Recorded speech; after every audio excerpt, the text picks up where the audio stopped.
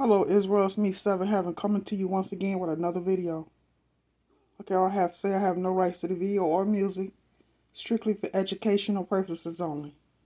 You gotta say that, Israel, cause YouTube wanna mess with you. Let's get into the video, Israel. Yourself of non-human origin craft. Yes, Congress officially announced that we are not alone in the universe. Non-human, and that was the assessment of people with direct knowledge on the program I talked to. We are about to unveil something huge. Everything we thought we knew about us, the world, our past, is about to get utterly decimated. Congress officially announced the existence of aliens. Do you believe our government has made contact with intelligent extraterrestrials? And it turns out, I guess human or non-human biologics? Non-human, and that was the assessment of people with direct knowledge on the program I talked to that are currently still on the program. the government has known about it for years.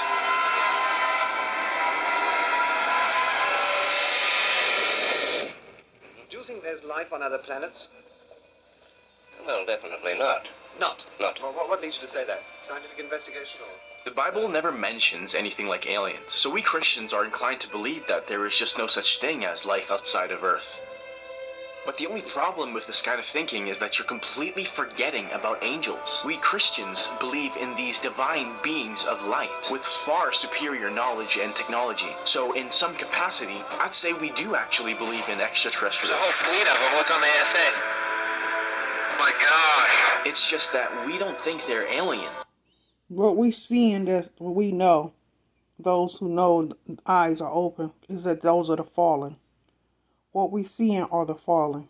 And if we seeing any angels, it's the Most High's angels, Israel. To this world.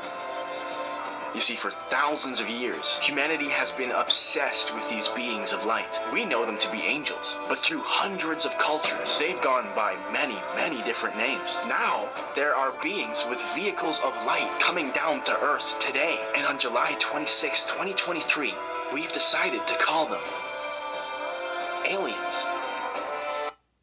Guys, I almost got evicted today, but I just signed up for a $1,400 health allowance, which pays for my rent. The first ever photo of a UFO was taken in 1870 in New Hampshire. It was this cigar-shaped object just floating in the sky, and when people saw this photo, it absolutely blew their minds. You see, in the 1800s, there was this great rise of science fiction literature. Guys like Jules Verne and H.G. Wells would end up popularizing this idea of alien civilizations and interplanetary travel. So when a person saw a photo like this in 1870, having read a Jules Verne book, I bet you the first thing they think about is aliens. The thing is, as human understanding developed over time, early astronomers like Giordano Bruno would start theorizing about life on other planets. Modern science paired with science fiction would create this new context for these beings of light. You see, these theories would completely capture the public's imagination. Ultimately, it led us to believe that these beings were our planetary neighbors. You know, the classic alien. I think UFOs are associated with fallen angels and fallen angel technology. You could talk about the Ezekiel, you know, the wheels within wheels in the book of Ezekiel. You know, it's quite funny, because one of the first ever UFOs recorded are literally in Ezekiel, the Bible. In this book, Ezekiel is trying to explain what he is seeing, and what he is seeing is unidentified flying objects. You see, one day, this huge storm forms out of nowhere, and as Ezekiel looks into the distance, he notices this light emanating from the clouds. These four beings would then emerge out of the storm with what looked like wheels touching the ground besides them. The wheels were covered in eyes, and everywhere these beings went, the wheels would follow. You see, this spectacle was God's glory manifest, and Ezekiel knew this because humans could have never done anything like that at the time. Today, this is viewed as one of the earliest UFO documentations ever, but 2,500 years ago, they knew exactly what these were. These beings are not extraterrestrial. They don't sit in a like metal spaceship and fly for, you know, thousands of light years just sitting there. They're actually like extra dimensional. Now, of course, people of that era didn't have an understanding of modern technology. They didn't understand aircrafts or space travel. So when faced with an extraordinary event like this, he would use words like sapphires and thrones to describe what he is seeing. I mean, how else would a person who lived 2,000 years ago describe a UFO? Even in the book of Elijah, we read about this chariot of fire which appears out of nowhere and carries Elijah up to heaven. It explains how this chariot had these horses of fire. You see, the language this author uses is most likely the language he would have used in his daily life. He was thinking in terms of chariots and horses of fire.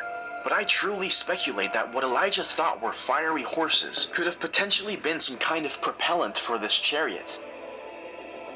And this chariot could have been some kind of vehicle which was propelled by this fiery source. I mean, this chariot, by today's standards, would just be a simple rocket. It is very, very important to note that a UFO and this chariot of fire do the exact same thing.